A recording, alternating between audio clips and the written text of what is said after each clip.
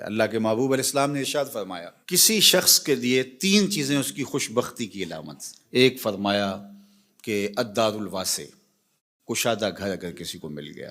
دوسرا المرکب الہنی، تیز رفتار سواری، اس زمانے میں گھوڑے ہوتے تھے، آج اچھے ماڈل کی گاڑی آپ کہہ لیں۔ اور تیسرا فرمایا المرأۃ الصالحہ، نیک عورت۔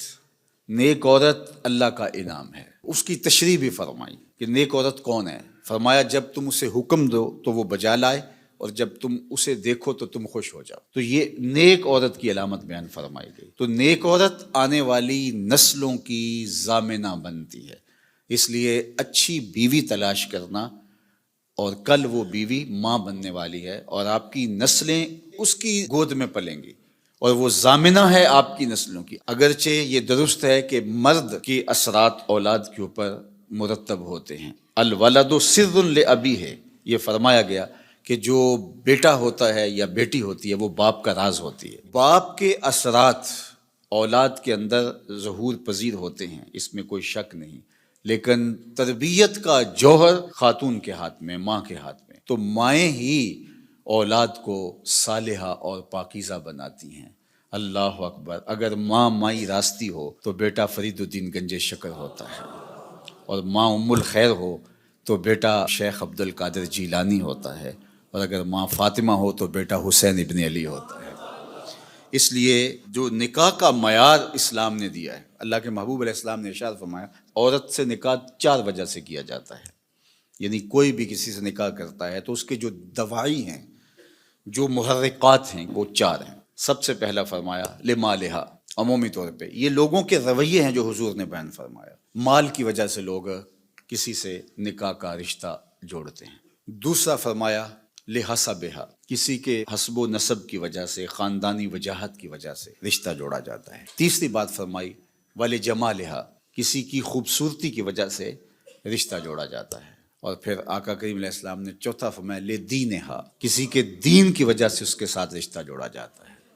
پھر آقا کریم نے فرمایا کہ تم اپنے غلاموں کو تلقین فرمائی کہ تم نکاح کرتے ہوئے دین دیکھا کرو۔ اللہ اکبر!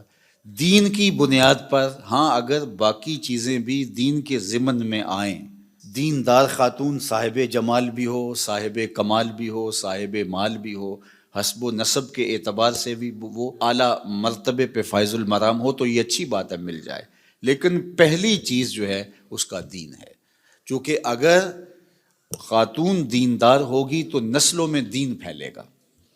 اس لیے نسلوں میں دین کی ترویج یہ مقصود ہے مسلمان کا۔ ایک بہت بڑا شاعر ہوا ہے ابو الاسود الدؤلی، اس نے ایک دن اپنی اولاد سے مخاطبت کرتے ہوئے کہا کہ میں تمہارے اوپر تمہارے پیدا ہونے سے پہلے بھی احسانات کیے ہیں، اور تمہارے پیدا ہونے کے بعد بھی بڑے احسانات کیے ہیں۔ تو بچوں نے کہا کہ پیدا ہونے کے بعد کے احسانات تو سمجھ میں آتے ہیں، آپ نے ہمارے لیے ہمارے پیدا ہونے سے پہلے کیا احسان کیا ہے؟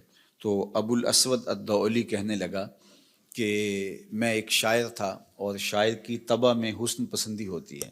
میں جب اپنی شادی کے مرحلے میں پہنچا اور نکاح کرنے کا میں نے سوچا، تو ظاہر ہے میری ترجیح تو یہی تھی کہ میں کوئی خوبصورت عورت تلاش کروں، لیکن میں جب ڈھونڈنے نکلا تو میں اپنے لیے خوبصورت عورت تلاش نہیں کی، تمہارے لیے با کردار ماں تلاش کی ہے کہ وہ میرے بچوں کی ماں بننے والی ہے۔ تو یہ وہ میرا احسان ہے، میں اپنی خواہشات اور اپنے جذبات کی قربانی دے کے میں نے آنے والی نسل کا سوچا ہے، اور نسل کی وجہ سے میں نے جو ہے وہ ترجیح دی ہے، چونکہ ماؤں پہ موقوف ہے اچھی نسلوں کی نشأت بھی، نہضت بھی اور تربیت بھی۔